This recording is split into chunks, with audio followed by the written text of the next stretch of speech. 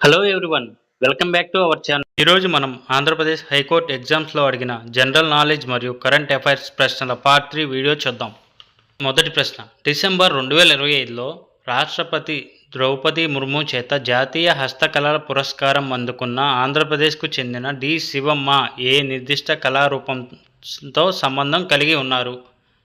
Options: Kalamkari painting, Kondapalli బొమ్మలు, Budithi bell లోహ హస్తకళ. ఆప్షన్ 4 తోలుబొమ్మలు. కరెక్ట్ ఆన్సర్ తోలుబొమ్మలు. శ్రీ సత్యసాయి జిల్లా నిమ్మలకుంటకు చెందిన డి శివమ్మ గారికి సాంప్రదాయ తోలుబొమ్మల కళలో చెందిన విశేష కృషికి గాను రాష్ట్రపతి ద్రౌపది ముర్ము చేతుల మీదుగా శిల్పగురు అవార్డు లభించిందనమాట. 2014లో విభజనకు ముందు సమైక్యాంధ్రప్రదేశ్ శాసనసభలో మొత్తం సీట్ల సంఖ్య ఎంత? ఆప్షన్స్: 302, 270, 294, 311.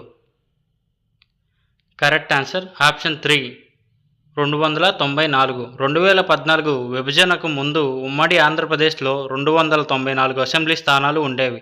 విభజన తర్వాత ఆంధ్రప్రదేశ్కి 175, తెలంగాణకి 119 సీట్లు విభజించారు. నెక్స్ట్ క్వశ్చన్, ఈ క్రింది వాటిలో మానవ నాడీ వ్యవస్థ యొక్క ప్రాథమిక క్రియాత్మక ప్రమాణం ఏది? ఆప్షన్స్: మెదడు, డెమెడ్రాన్, నాడీకణం, న్యూరాన్, తాంత్రిక అక్షం. కరెక్ట్ ఆన్సర్ నాడీకణం, న్యూరాన్. మానవ నాడీ వ్యవస్థలో సమాచారాన్ని చేరవేయడానికి మరియు విశ్లేషించడానికి నాడీ కణాలు లేదా న్యూరాన్లు ప్రాథమిక యూనిట్లుగా పనిచేస్తాయి. ఒకవేళ మనకి ఆన్సర్ కరెక్ట్గా తెలియదు అంటే నాడీకణం, న్యూరాన్ అని బ్రాకెట్లో ఇలా ఇచ్చారు కదా, 70% తప్పు ఆన్సర్ అయితే ఇలా ఎవరు బ్రాకెట్లో ఉన్నదే కరెక్ట్ అయింది అనమాట. తెలియనప్పుడు మాత్రమే ఆ ట్రిక్ వాడండి. నెక్స్ట్ క్వశ్చన్, ఆంధ్రప్రదేశ్ అంతరిక్షం విధానం 2025-2030 రాబోయే ఎన్ని సంవత్సరాల్లో అంతరిక్ష రంగంలో INR 25,000 కోట్ల పెట్టుబడులను సులభతరం చేస్తుంది? ఆప్షన్స్: 5 సంవత్సరాలు, 3 సంవత్సరాలు, 8 సంవత్సరాలు, 10 సంవత్సరాలు. కరెక్ట్ ఆన్సర్ 10 సంవత్సరాలు.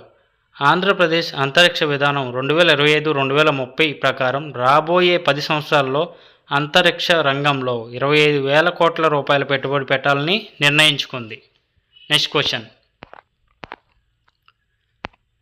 స్వదేశీ మరియు వందే మాతరం ఉద్యమాలలో కీలక పాత్ర పోషించిన ప్రముఖ జాతీయవాద తెలుగు పత్రిక అయిన కృష్ణా పత్రిక ఏ సంవత్సరంలో స్థాపించబడింది? ఆప్షన్స్: 1907, 1911, 1922, 1902. Correct answer option 4 1902. జాతీయవాద తెలుగు పత్రిక అయిన కృష్ణా పత్రికను 1902వ సంవత్సరంలో మచిలీపట్నంలో కొండా వెంకటప్పయ్య, దాసు నారాయణరావు గారు కలిసి స్థాపించారన్నమాట. ఆ తర్వాత మట్నూరి కృష్ణారావు గారు దీనికి సుదీర్ఘకాలం సంపాదకులుగా ఉన్నారు. కృష్ణా పత్రిక మరొక పేరు ఏంటంటే జాతీయవాద తెలుగు పత్రిక అన్నమాట. నెక్స్ట్ క్వశ్చన్, మహాభారతం యొక్క తెలుగు అనువాదమును కవిత్రయముగా ప్రసిద్ధి చెందిన ఏ ముగ్గురు త్రయం కవులను పిలుస్తారు? త్రయం అని పిలుస్తారు కవులను అని అడుగుతున్నారు. ఆప్షన్స్: పోతన శ్రీనాథుడు, తెనాలి రామకృష్ణుడు, శ్రీ దేవులపల్లి కృష్ణశాస్త్రి, విశ్వనాథ శాస్త్రి, నన్నయ్య తిక్కన ఎర్ర ప్రగడ, కందుకూరి వీరేశలింగం, గురజాడ అప్పారావు, గిడుగు రామ్మూర్తి. కరెక్ట్ ఆన్సర్ నన్నయ్య తిక్కన ఎర్ర ప్రగడ, ఆప్షన్ 3 అనమాట. సంస్కృత మహాభారతాన్ని తెలుగులోకి అనువదించిన నన్నయ్య తిక్కన ఎర్రన అనే ఈ ముగ్గురు మహాకవులను కవిత్రయం అని పిలుస్తారు. నెక్స్ట్ క్వశ్చన్, ఆంధ్రప్రదేశ్లో సామాజిక ఆర్థిక సర్వే 2024-25 ప్రచారం బహుమితీయ పేదరిక సూచిక పరంగా ఆంధ్రప్రదేశ్లో అత్యధిక పేదరిక రేటు కలిగి ఉన్న జిల్లా ఏది? Options: Kurnool, Chittoor, Anantapuram, Kadapa. Correct answer option 1 Kurnool.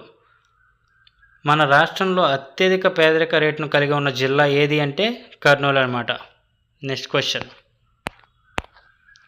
భారత రాజ్యాంగంలోని ఏ ఆర్టికల్ ప్రకారం క్షమాపణలు మంజూరు చేయు అధికారం రాష్ట్ర గవర్నర్కు కలదు?